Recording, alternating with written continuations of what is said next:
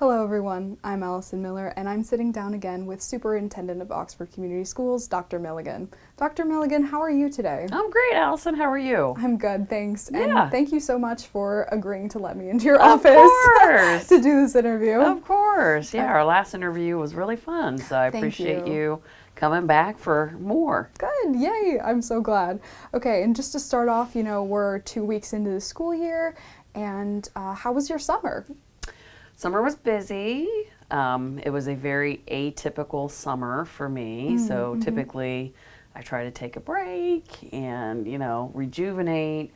And it was just a really busy summer in a good way, Good. right? So the vacation that I took was actually turned into a graduation celebration for my son. He graduated from college. Congratulations. Thank you. And so the time that I would have gone on vacation, it was spent with family, which is wonderful.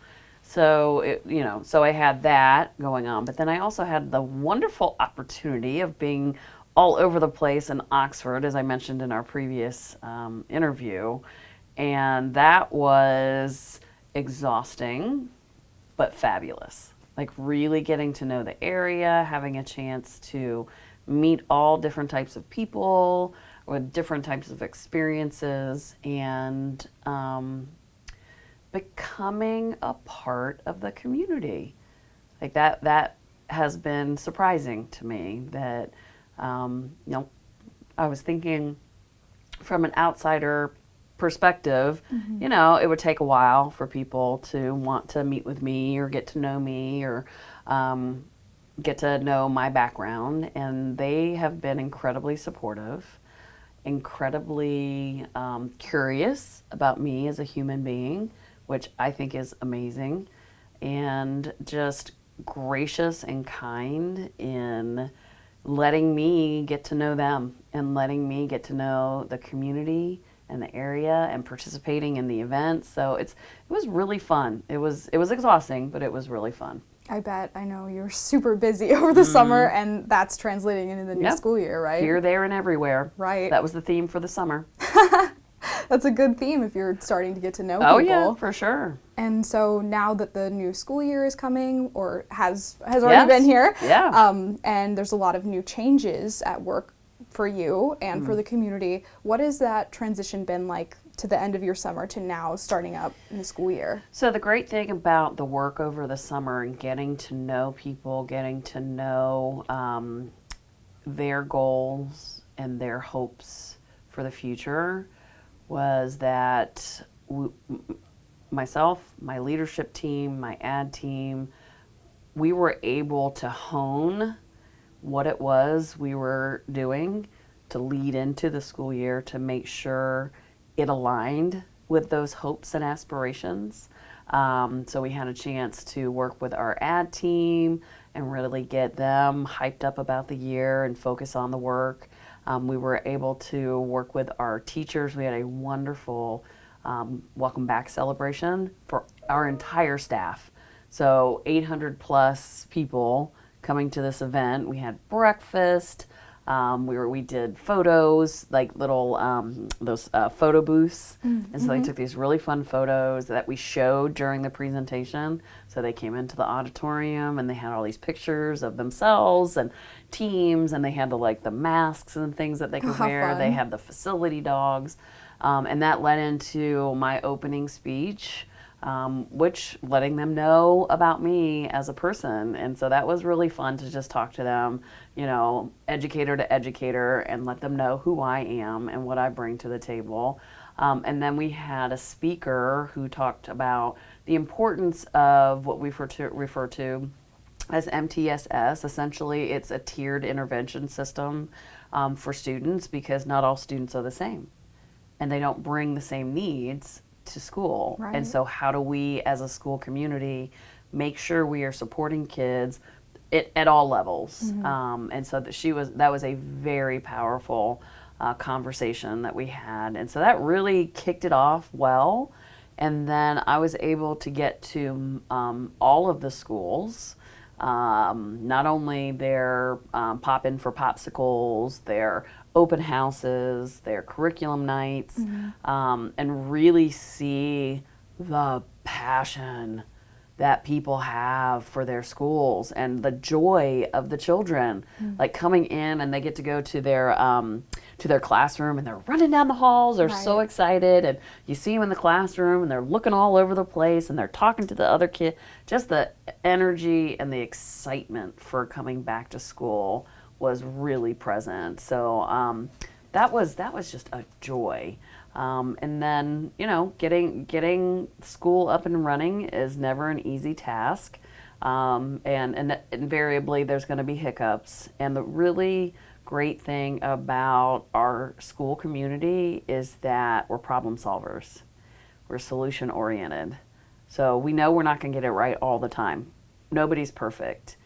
And when we're made aware of something that's not going well, then we pivot. Let's figure out, let's get the information, what didn't work well. I spoke to it at the board meeting. We had some challenges with transportation. We had some challenges with Chromebooks, with some literature. We're not going to get it perfect. And the most important thing is that we're able to resolve whatever issues are there and be open about that, right? You know, this is what happened. This is what should have happened, and now this is what we're going to do to rectify the situation. So last week was a little more bumpy than the first couple of days. First couple of days were just perfect.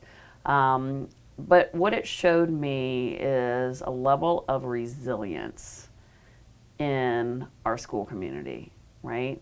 We know there are going to be tough times, and we know that we have the ability and capacity to get through those times together, and that everybody's in this work for the right reasons, which are the kids. Right. Like, how do we make sure that what we're doing is landing appropriately for kids? And if it's not, we need to figure out what we need to do differently. So it's been, every day's an adventure. Every day. Yeah, absolutely. And if you're having an adventure every day, it makes work a little bit more fun and exciting. Right? Yes, see? When you use the word adventure, that is what comes to mind. When you say work or, you know, just whatever terminology you might invoke, you're kind of like, Right. But adventure, doesn't that sound great? Yes. Yeah. Yeah. And speaking of adventure, I know you're embarking on a lot of new projects, new challenges as you transition into your role, but so are the students and staff. What are some of the new things that are in the district this year? Any new principals? Any new, I know there's a new campus that students are going to. Yes, right? Actually, so we have OEIC, which is Oxford Education and Innovation Campus. Okay. So that houses our Bridges, our high school, Bridges and Loft, as well as our OVA, our virtual platform. And that was an incredibly challenging lift for the summer to get that open. Initially, it was supposed to open in May, and then we had the fire in the chapel, which set so much back. So disappointing. However, the team rallied starting in June when I got here. Like, we hit the ground running, and everybody focused on getting that open. We had made a commitment. We had teachers who were already packed up, things already ready to move, and we were just determined to get it open. And it was a stretch. It was very stressful because no one wants to be moving the week before school. Yeah. Like, that's not ideal. Right. However, the fact that the building was open and we could move into it was such an amazing feat. And it really came down to teamwork. We had a team of 6 or 7 people that really focused on every aspect of getting that building up and running. And the board was incredibly supportive. There were times I had to take emergency approvals for purchases, which isn't something I want to do, right. But because we had such a short timeline, and so they were incredibly supportive of getting that up and running, and I'm very appreciative of that. And we did it. It was really hard, and people put in a lot of hours over their typical hours to make sure that that happened. So that was very exciting. So we're going to share some of those pictures and some of the experiences at the board meeting this next Tuesday.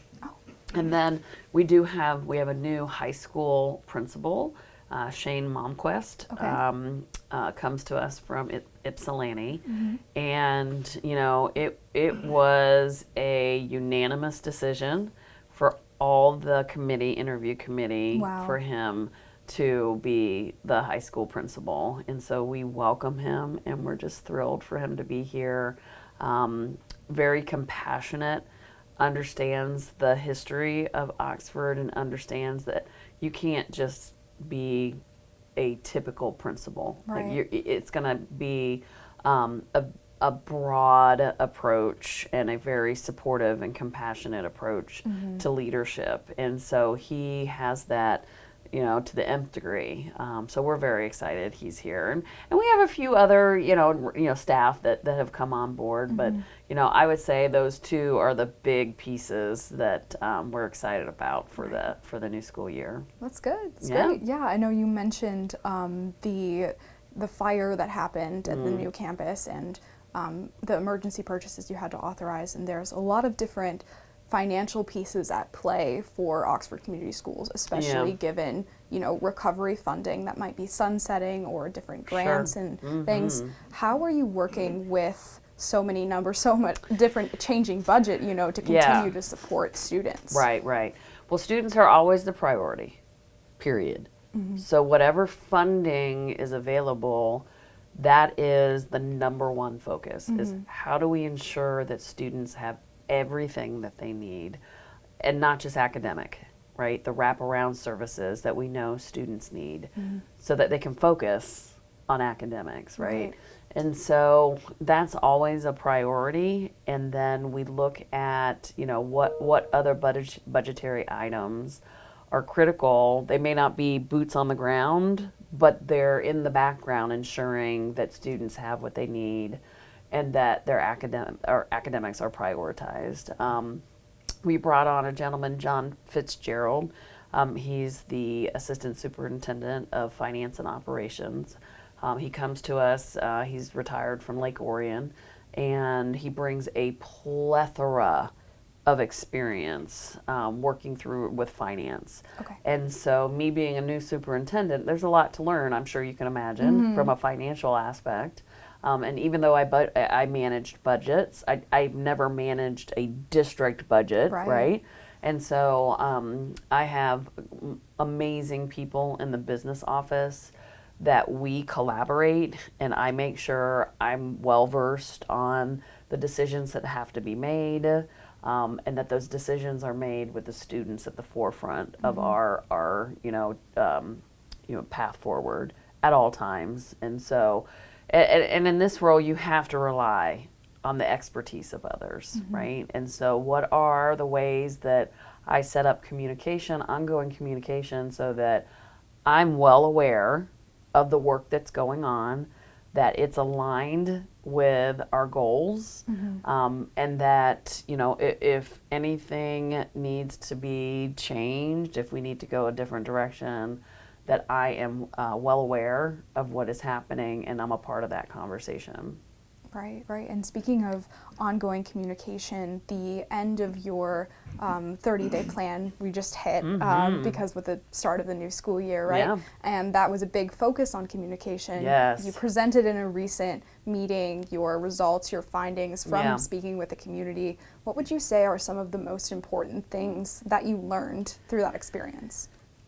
So, you know, the intention is typically very positive, that we want to communicate in the best way possible. What I find happens is that because things get very busy, we overlook some basic tenets of communication. So for example, we can email very quickly and we can send it out to a whole bunch of people. However, it's a very powerful tool just to pick up the phone and have a conversation, because a lot of our communication isn't just the words. It's how they're said, it's the tone, it's the passion, it's all of those things. And so sometimes I think we err on the side of convenience as opposed to what resonates best with people, right? And so I've been encouraging my team. I get it. Email's great. Don't get me wrong. I do a lot of email, but it truly is the lowest form of communication, right? Face-to-face being the most effective. And so I learned that when you're able to have those face-to-face conversations, when you're able to have those over-the-phone conversations, it just helps with understanding.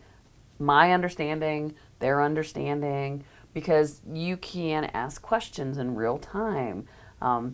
Anyone who's raised a teenager knows that tone matters, attitude matters, right? And so it's really important that you convey the message in a way that demonstrates respect and that you value, who you're talking with. So that was important for me to understand. And it was also important to understand when we look at our communication historically, it's been very one-dimensional, it's very one-directional, right? Okay. So superintendent communicates with the cabinet members, right? The cabinet members communicates with the schools, leadership. The school leadership communicates with teachers, staff, parents, right? It's just very linear.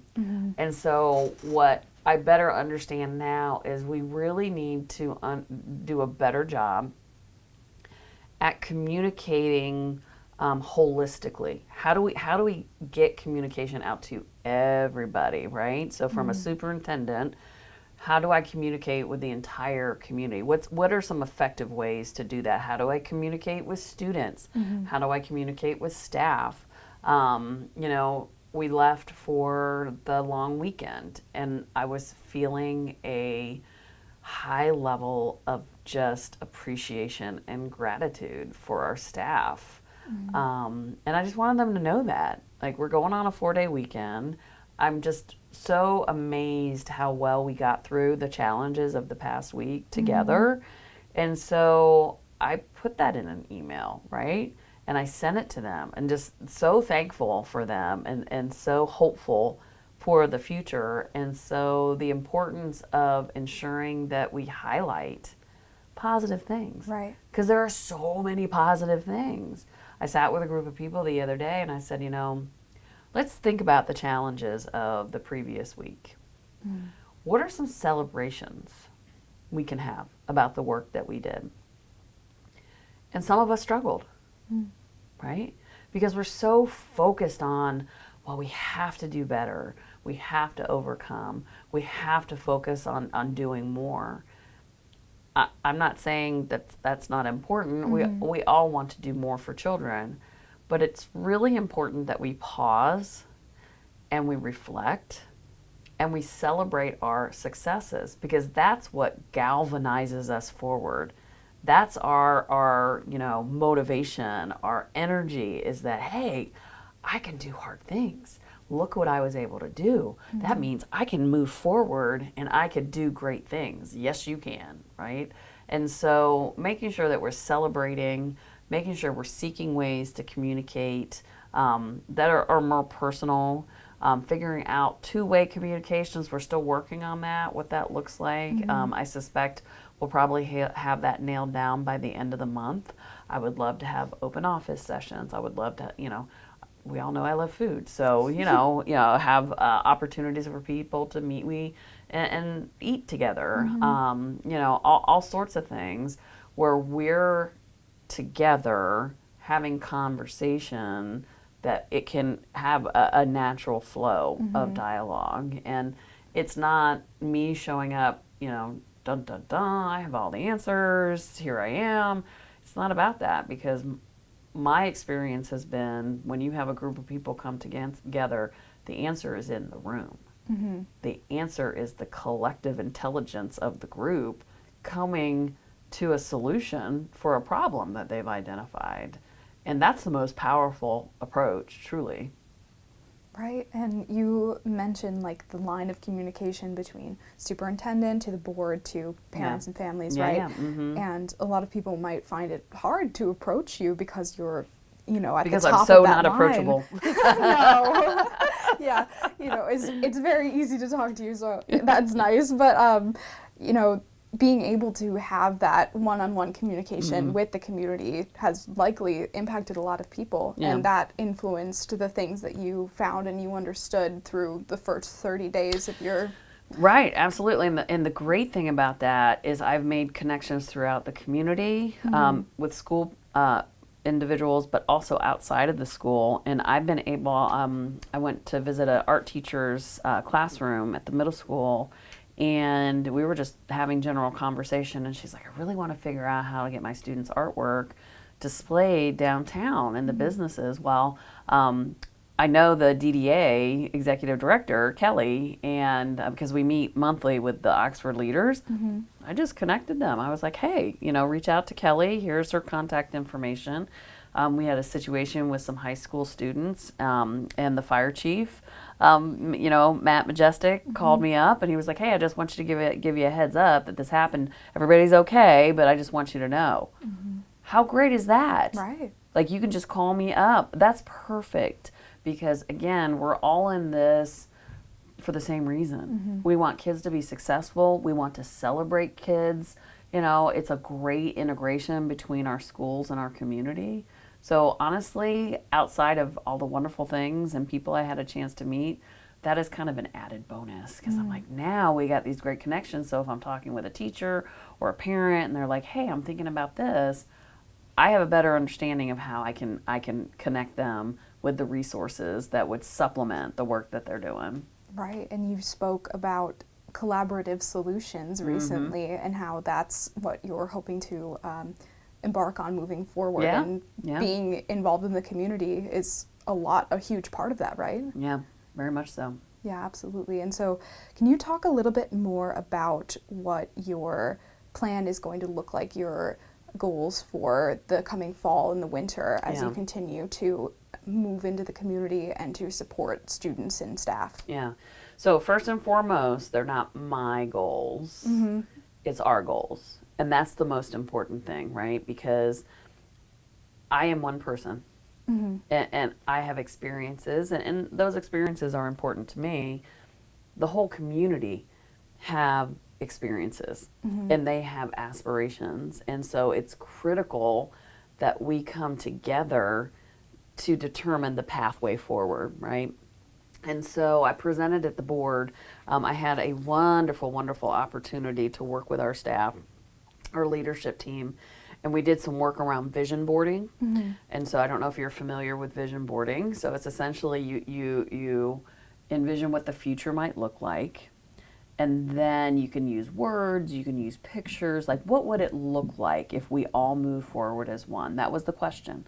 Like, what illustrations or pictures would align with your vision of moving forward as one? And it was really amazing to see what people came up with.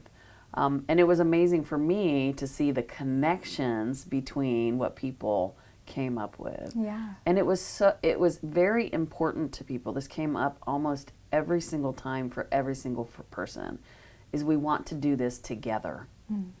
We don't want one person, to come in and say, just do this and everything will be okay, right? Because then we don't have that collective ownership. And so we had a chance to do that, and there were some incredible things that came out of it. And so in addition, I talked to parents, like, what does it look like?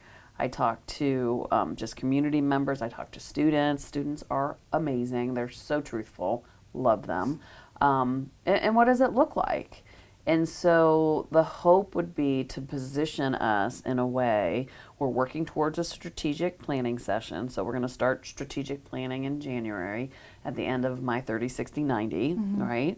So we're going to collect, as much data as possible, make sure we have as many interactions as possible. My leadership team is going to be focusing on positioning us and all of the members of our community, make sure we are very representative, that anyone and everyone can be a part of that strategic planning process. Here's the data, here's what we see.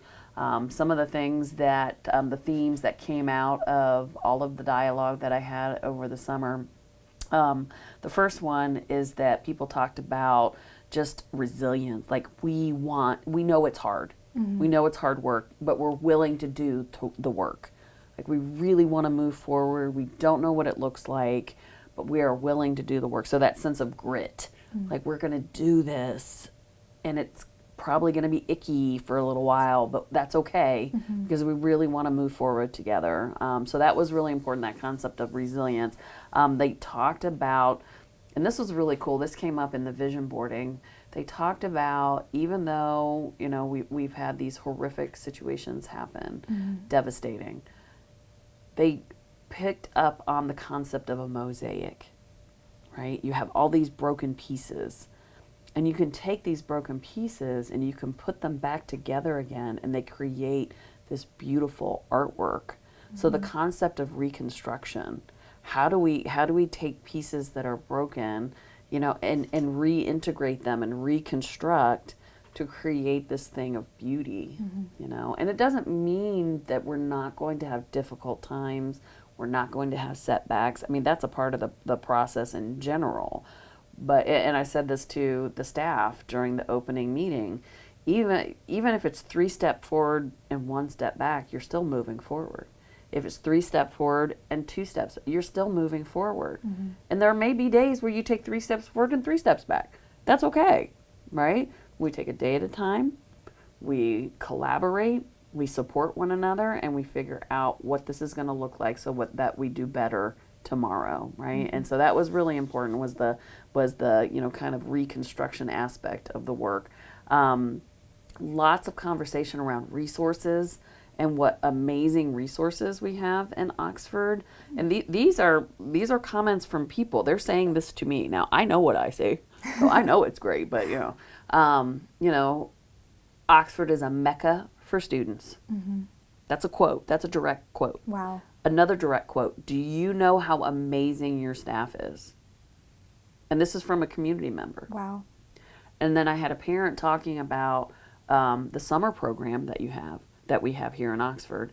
And she said, my friends are so jealous because Oxford has this amazing summer program and they have to run around and find programming for their children, and we have it for free in Oxford. We just have it. Not to mention athletics. Kids don't have to pay to play. Kids don't even have to pay to go see a game. Like, they get to go in for free. Like, these are amazing resources. Right. So it's really incredible what we have here, and I think it's important to highlight that as much as possible. So resources kind of surfaced out of those conversations. That reputation, that a lot of people come to Oxford. They call it a resident district. They come here to work. They come here to raise their family. They come here to send their children to our schools. And it is still that way. Even though we've had major, major challenges, you know, the tragedy was horrific and continues to be a challenge, and people want to come here. You know, they're building new builds all over the place. I think they're off of Drainer Road. There's going to be a huge development, you know, I think 600 houses. Oh, wow. And I bet they'll probably be filled in no time flat, because this is a wonderful community. And so has a great reputation. And taking all this understanding and revitalizing the things that are important to people. So, for example, we have a robust portrait of a graduate. What does a graduate of Oxford entail? What does a graduate look like? What skills do they have? And that is a long process to develop a portrait of a graduate. So the question is, how do we value it as a community? Are we revitalizing it and using it as is? Do we want to revisit it and modify it? Do we want to go a different direction? Maybe that's not how we're feeling at this time. And so there were key aspects of Oxford that people brought up, like, this is really important to us, and we feel strongly that it needs to be a part of moving forward. And so that revitalization is going to be critical in our work. And then finally, the reconnecting through communication and finding those channels to ensure that everybody is included, that everybody has an opportunity and shares their voice on what they want the future to look like, what they want that path to be, what are the goals going to look like, what are our core values, what do we really make sure that we get right every single day. And so my leadership team, we're beginning to kind of set the foundation for what that work's going to look like, so that when we do get it up and running in January, we have a very clear understanding of the protocols, of the practices, making sure it's completely inclusive of everyone in the community. And so we're going to continue to revisit that and make sure that we have joy in our work. Like, for a while, people forgot how joyous it was to work with children. Mm-hmm. And it was fun when I was visiting the schools. People were excited.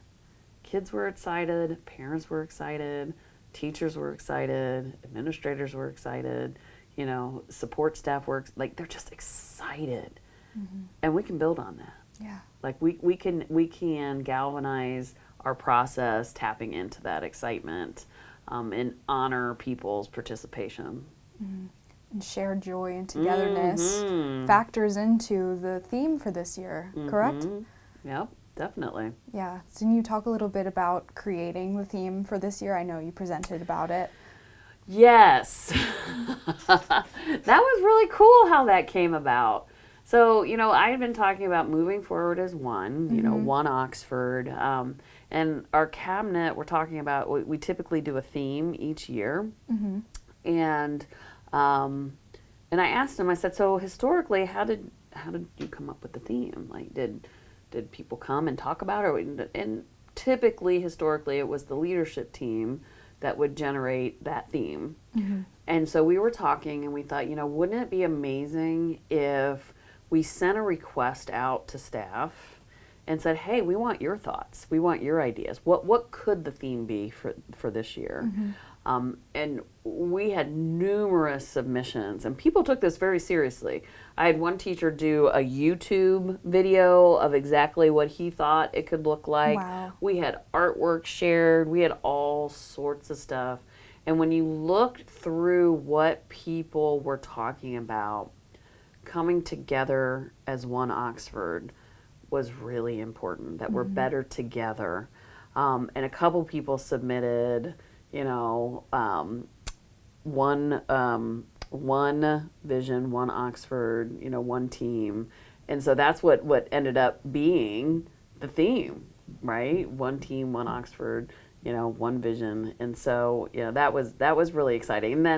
And then we had the artwork was really cool because the words were very specific, very positive, bright. I actually did a word cloud with it, and it was sun. It was a sunshine. And so the mascot, the wildcat in the middle of the theme on the T-shirt, has sunglasses on. And the concept was because we're looking forward to a bright future. Oh, mm-hmm. So it was really cool. It was fun how that came about. But again, it's tapping into the collective. Mm-hmm. Like, the solution is in the room. The way forward is in the room. It's in the collective understanding of a group of people. So it's pretty fun. Mm-hmm. And how the way that it was created by staff together, and then the theme is about togetherness. Yep. Pretty evident. And they all got T-shirts. The first day they got the T-shirt. Really loved the T-shirt, and we took a all staff photo in the T-shirt. So it's pretty cool. It's very nice. Exciting. So now, hopefully, we can use that to springboard into the work. Like, how does that shape the work? Because it's not all sunshine and rainbows and unicorns. Like, some of it we have to roll up our sleeves, and it's hard work, and sometimes it's messy work. Right. And sometimes we're not going to agree, right? So how do we get through those times? We lean into being one team. We lean into being one Oxford, and we're going to work through it, right? We're going to get messy. We're going to disagree. We're going to take a break. We're going to come back and refocus on students. Like, what do we want the outcome to be for students? That has to be the focus. Yes, and shifting towards that hard work and that gritty work, at a recent board meeting, the Board of Education passed a resolution calling upon the Michigan legislature to fund a comprehensive independent review of the emergency response to the tragedy. Sure. I know you're a superintendent, so you're involved with the board but not on the board. Right. And during the public comment during the meeting, Craig Schilling, who's the father of Justin Schilling, Right. said something that I found really powerful. He said, "Dr. Milligan, we put our trust in you." What was your role in bringing the resolution to light, and how do you plan to keep that trust and protect that trust of the community? That's a great question. So, there are very specific board matters that is board business. And so the resolution is one of those. So the board members have that dialogue, the board members have that vision, they work together to hammer that out, and essentially asking Michigan legislatures, the legislature to and it's not just the investigation, it was about safety. Like, if you look at the resolution, it's a very broad scope, right? There is the aspect that you spoke to, but there is also about safety, because state funding was cut significantly for school safety. It was cut significantly for student mental health supports. Wow. And we know those two things are critical to ensure that no families ever experience what our families went through, right? And so it was not, in addition to what you spoke to, it was also a call to, challenge our government. Like, they need to do more to ensure that kids are safe and that they have a right to an education and they have a right to feel safe in getting that education. So the board really worked hard on getting that resolution. I do not have input on that. I did not have input on that. That's outside of the scope of the superintendent's work. However, what Craig Schilling shared, like, just the fact that he said, "We put our trust in you." Like, I get goosebumps just thinking about it. Like, I could probably break down and cry right now. I'm not going to do that, though. I'm going to hold on to it because it's so powerful. Trust is huge. To earn a community's trust is it's incredible, because it's not easily given, especially given the history and the mistrust that currently exists. For Craig to say that, I'm honored that he is willing, or others are willing, to give me their trust, and I take that very seriously. It is important to me to honor that trust in everything that I do, whether it be the decisions that I make, the transparency to ensure that people know, like, these are the decisions I'm making, this is why I'm making it, or here is a mistake that we made. I have to own that mistake, and I have to make sure that we do what needs to be done so that mistake doesn't happen again. But I have to own that. And then, accountability. Board, they're and they've done an amazing job. The policy committee reviewed all of our policies to ensure that they were aligned with the needs of Oxford. They were contemporary. They were well written so that people can understand them. Like, just months and months of work, and we're still working on them to make sure that they're aligned with any changes in the law. And our job, so the board does that. The board sets policy, Right. and then our job is to ensure that policy is enforced. That is a critical aspect of our work. And so we work really hard to make sure our administrative team is well versed in the policy. And what I've told them is that policy is our friend. If you align your actions to policy, then you're doing the quote unquote right thing, right? If you go outside of the policy or you disregard policy, that's where we're going to have problems. And that's where accountability comes into play. a lot of people think of accountability and they think it's a negative thing. Accountability is a healthy thing in an organization. Accountability is healthy in families, right? Mm-hmm. So when my children were growing up, they knew exactly what, me and their father expected of them. But because they're children, they're going to be like, no, I don't think I'm going to do that today. Mm-hmm. We would hold them accountable. Right. Because it's very important that they understand those boundaries. It's also important for school personnel to understand, okay, what are the boundaries of our work? What are the boundaries of our decision making? And if you know policy, you understand those boundaries. And it creates a safe space to educate kids. And so, that work was critical to ensure that the pathway forward had those safe guardrails to get us there. So, those are the things when it comes to trust, those are essential. Mm-hmm. And as well as consistency mm-hmm. and vulnerability. There are times that I'm not going to know the answer. And I'm going to say that. Mm-hmm. I do not know the answer, but I'm going to find the answer. Or we're going to find the answer together. I've said multiple times, I'm not perfect, despite what I tell my husband, but I'm a learning leader. And every single day I learn something and I grow. I worked with my cabinet team about, some of the challenges we faced last week. And the question I asked them was, what did you learn? What did you learn mm-hmm. from those challenges? Because when we learn, when you know better, you can do better, right? And so knowing better comes from reflecting, mm-hmm. looking at what went well, what didn't go so well. There are definitely some things I learned last week.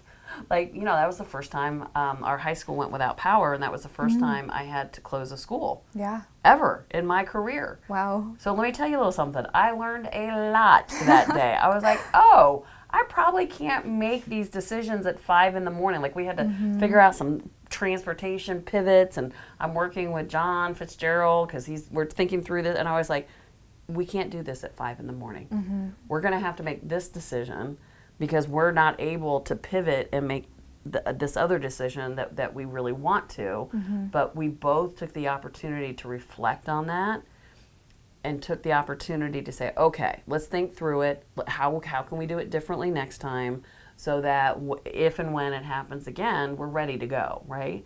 And that's what's important. That's what's important when you're talking about trust is mm-hmm. that people have to know I'm a human being and I'm going to do everything in my power to make sure that things are done well and in support of students. Mm-hmm. And when it's not, I need to be honest and mm-hmm. I need to be transparent about that. So again, I'm so honored that, I've earned some trust, but trust is a long-term situation. You have to earn it. You have to earn it every single day. Mm-hmm. And one little misstep outside of that, if you're not transparent or you're not holding people accountable or any of those things, chisels away at the trust, and I can't afford to, a growing trust situation. Like mm-hmm. you can't afford to jeopardize that. So, I almost cried at the board table when he said that. I was really, really moved, but I've cried a lot, believe it or not. I'm just so touched by some of the things that people have shared. Not only the victims' families, but also just community members and how the tragedy impacted them and has changed the course of their lives, the good, mm-hmm. the bad, and the ugly. There's some students who've chosen to go into nursing or go into med school because of the impact of the tragedy. They want to make that difference. Mm-hmm. There's some that have chosen to go into, mental health occupations because of the fallout from that day. Mm-hmm. And so I'm just really touched by many of the things that people have shared with me, and I hold them dear and, confidential. I don't talk about those things because people share things in confidentiality. I'll talk about themes and I'll talk mm-hmm. about, stuff like that, but they have shared some really personal, touching things that have altered the way that I see my work. I see supporting the school district and students, and hopefully, fingers crossed, it makes me a better leader. Mm-hmm. I appreciate your vulnerability with me on that. And do you have any other notes that you want to leave the community with as we move into the school year? Yeah. So again, I think I ended the last interview with the same piece is please be involved, be involved, be involved, be involved. We're setting up the strategic planning. It is so crucial that people feel comfortable coming and sharing their thoughts. Sometimes there is a fear that coming together and sharing your voice can be problematic and can be unsafe. Mm-hmm. I am going to work incredibly hard to make sure that everybody feels safe and that their voice is valued. And the way you do that is you set norms of engagement. So when we come together as a group, what helps us feel safe? How are we going to engage with one another so that you feel safe sharing and that your voice is valued, that I feel safe sharing and that my voice is valued? And what are things that we as a group, as a community, we're not going to tolerate when we come together, right? So putting people down, making people feel like their voice doesn't matter. We set norms in all of the groups that I work with, and and I've done this with students as well. Like, how do you feel when you're in a conversation and somebody is on their phone texting or they're talking on the phone? Do you feel valued? And kids really quickly will be like, no, that's terrible. Why would you do that? And yet when your teacher is talking and when you're, in the classroom and you have your phone out and you're texting, how do you feel that your teacher, how do you think your teacher feels, right? So it's important to ensure that the norms are set and that people feel valued, and that their voice matters. Their voice matters. We have just such amazing people with such knowledge and experience and care and concern for students and the well-being of students and for Oxford and making sure it's a safe space for them to share those thoughts and those understandings so that we become stronger and better together, right? And so that's what I would say to end this as well is please, please, please participate. We're going to be reaching out. We're going to be putting information out there. Hey, we're doing strategic planning. We have these opportunities for your voice to be heard. Here are the things. Here's how we're going to set up the protocols to make sure. And that's another thing, that there's norms, which is a type of protocol. But there's also discussion protocols, right? If you have a room of 100 people and you're like, hey, let's, talk. Let's just talk. Right? There's some people, just because of who they are, who are very boisterous and they'll get a lot of the airtime. And then there's people who are, more quiet or they're more thoughtful, and they need a longer time period to kind of think through things. So how do you ensure that all voices have an opportunity? And it's through discussion protocols. So in a former lifetime, I did a lot of professional development.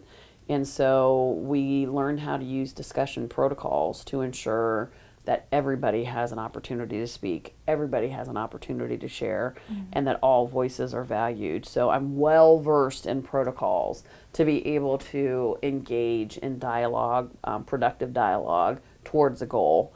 It can be messy, and sometimes people are uncomfortable following the protocols and following the norms. And then it's up to us as a community to redirect. Like, hey, this is what we value. This is what we said we were going to do. When we established these norms, we all agreed upon this. And, this individual is not following the norms.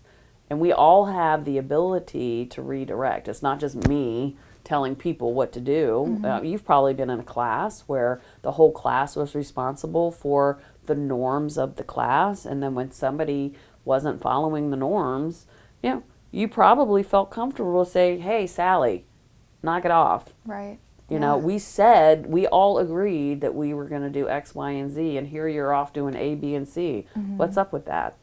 you know? And so my hope is that we are able to, you know, focus on creating that safe space through norms and using protocols to help have productive dialogue. So it's a little more elaborate than my last ending. I was like, hey, come out and eat food with me. And now I'm like, hey, discussion, protocols, and norms. But, you know, that's how that works, is you just continue to grow, to learn, to emphasize your learning and, you know, make it more robust. It just gets better and better every day. Good. I'm glad to hear that. Yeah. Where can people look to find conversation with you to, you know, share their thoughts? Yeah. So typically there's a multitude of platforms that we put it out. So it'll be on our website, our Facebook page. We typically will send out, if you're a staff or a parent or a student, it'll come out through Messenger, which is a district communication protocol. You know, maybe OCTV, maybe, you know, the Oxford Leader. Like, you know, when it comes, we're going to have a long runway to the strategic planning that'll start in January. And so we're going, and for a lot of people, like, we have to get the dates out there because people have very busy lives. They have children. Like, I've seen all the activities that happen in Oxford. Like, people are busy. They're all over the place, which is amazing. So to make sure we're considering people's calendars, making sure we're putting the dates out there, because I tell people now, I'm like, if you want to get on my calendar, you need to do it sooner rather than later, because, you know, if you look at my calendar now, it's very robust. There's a lot of things on there.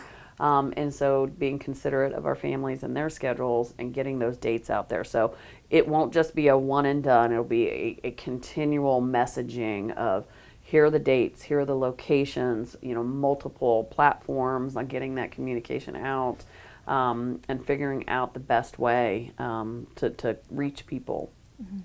Well, thank you so much for speaking with me. welcome. I appreciate it. Always wonderful to talk with you, Allison. Thank you so much. And you're headed off to school, so Yes. that's really exciting. Yeah, I know. I am very excited Yeah. about it. Well, good luck with the rest of the school year. Thank you. And I appreciate you very much. All right, I appreciate you.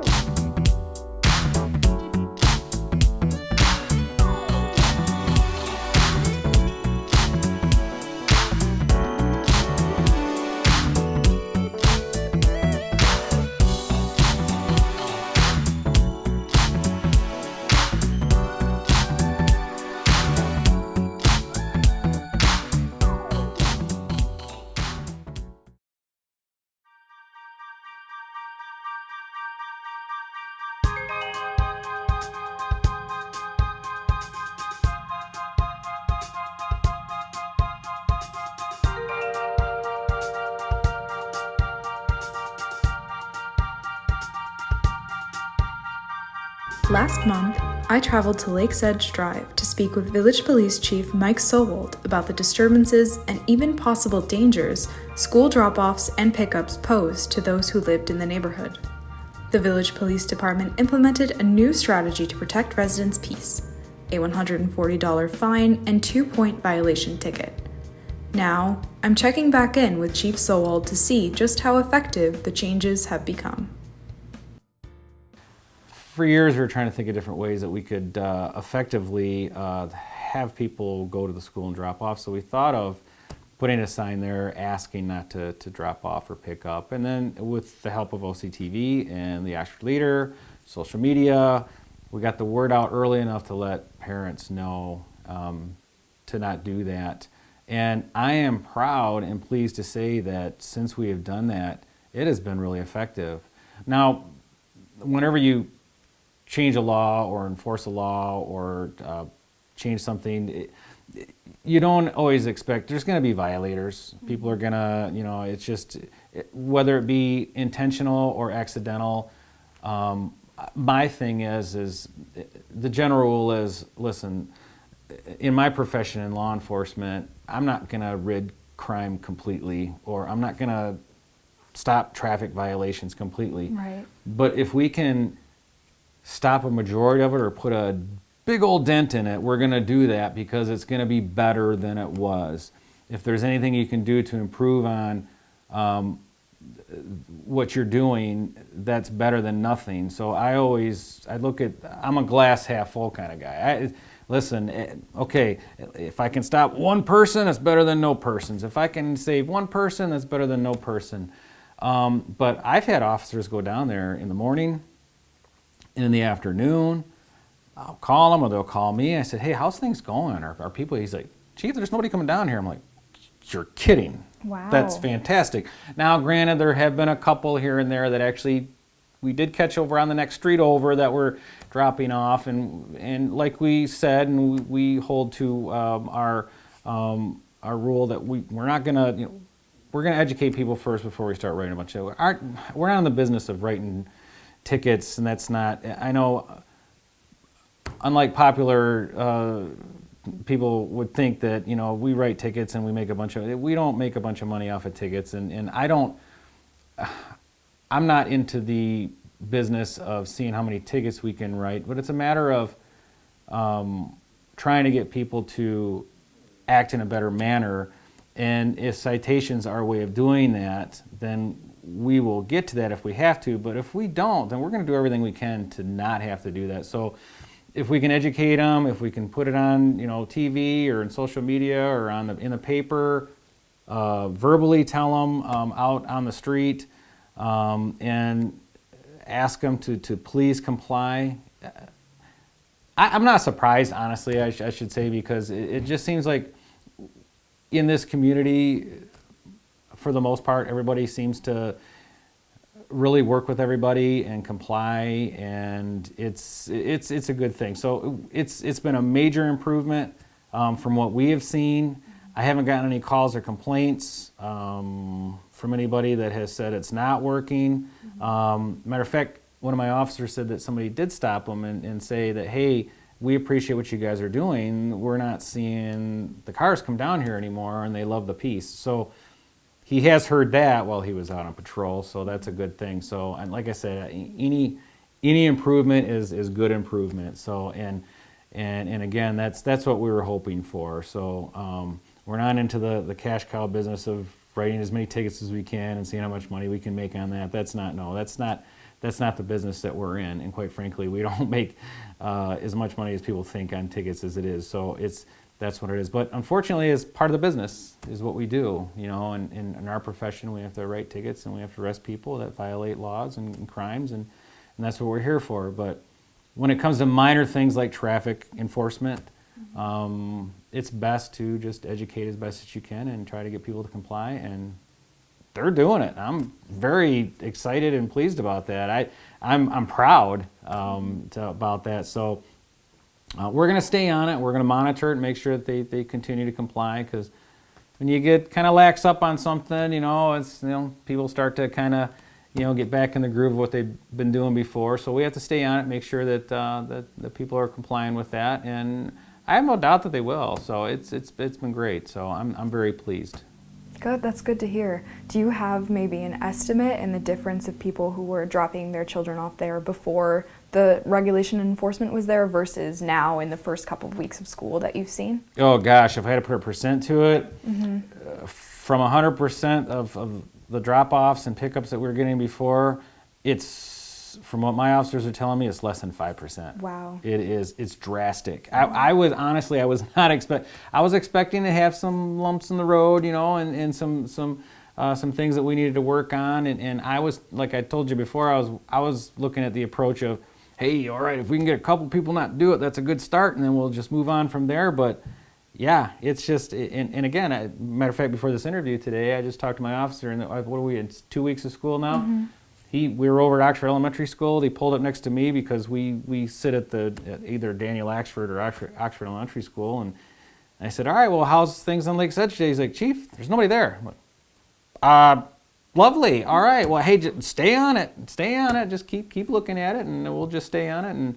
And yeah, like I said, I'm pleased, and I'm happy to say that people are complying, and that's wonderful. And the biggest thing is for the folks that live over on Lake Sedge Drive. So.